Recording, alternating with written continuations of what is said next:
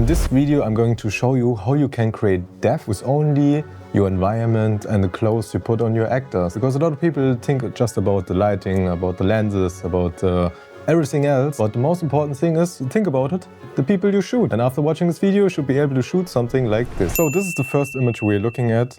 And I think you will notice very fast that she's leaning on a wall and we have this nice popping color tones on the image. We have red and we have green. And these colors are the exact opposite on the color wheel. A lot of people know orange teal, you have blue and orange, and green and red are the same thing. So without doing anything with your footage, no lighting, not anything at all, this shot works because of the colors. So when you know in the future, okay, we have this, I want to shoot in a big red room. Don't try to put some similar colors of reds. Instead, you want to go for a single chromatic look. Because if you want, this is an ad, you want to make the people feel and see things. So you go for the opposite color of red, which is green. But that is also surely another thing to make this shot more two-dimensional. So we have this nice curtain look, and there's a lot of ways to do it. There are cookies when you have your lamp.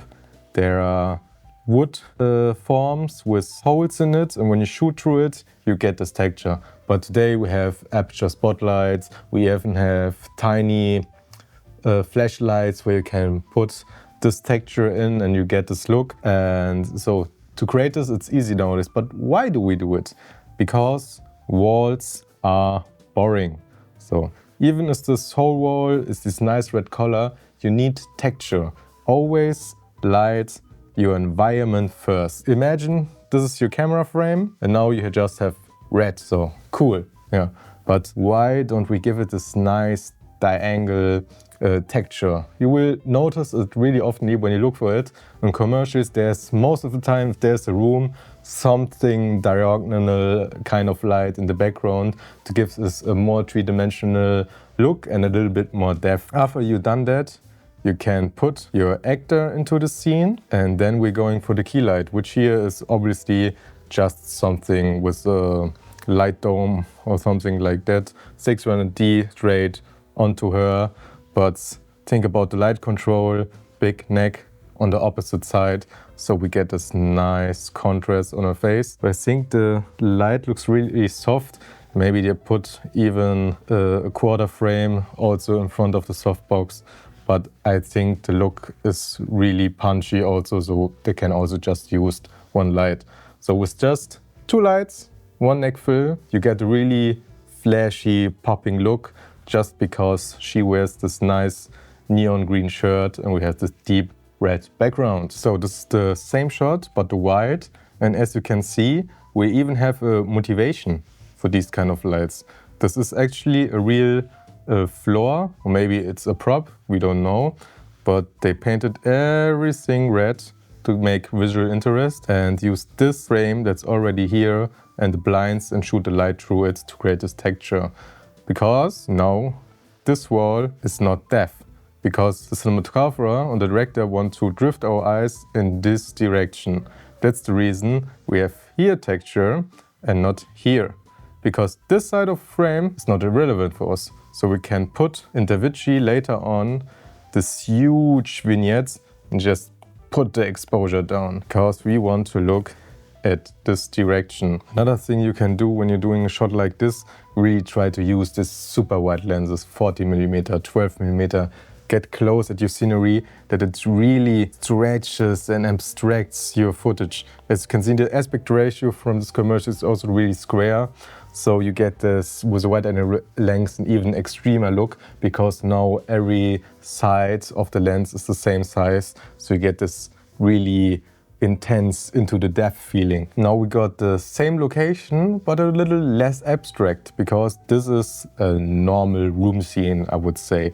But how do you make this look good and also moody and more dramatic? As you can see, you always have to place your shot around your window. The windows, like in this shot, are the lead direction. So you know, the audience knows, okay, there's big light, something is hitting her, so it should be this light. So this is your key.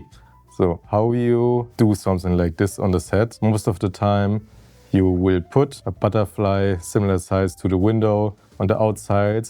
And the most important thing on all production, shears are your best friend. You have to always, to make something look good, you have to have these on your window because it softens the light, it dims the hardness out of the light and gives the scene a really nice natural glow. And also it helps to not distract us from the outside, because there could be, when it's a relocation, cars, trees, or never mind, just an ugly scenery, and we don't want this in our scene.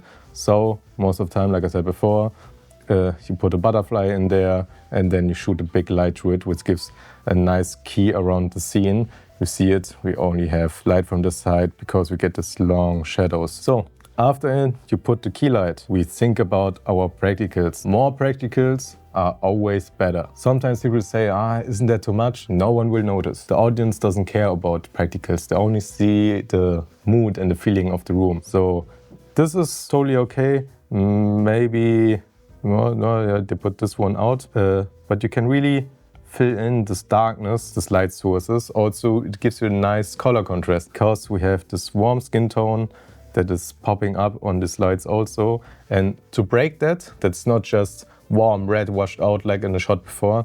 We have this big blue rug that gives us the color contrast. Now we are back to orange teal, if you could say it like that. If you would had removed all the practicals here, the shot would really feel dull and unalive. And even in night scenes, or when it should look dark, you can put on practicals.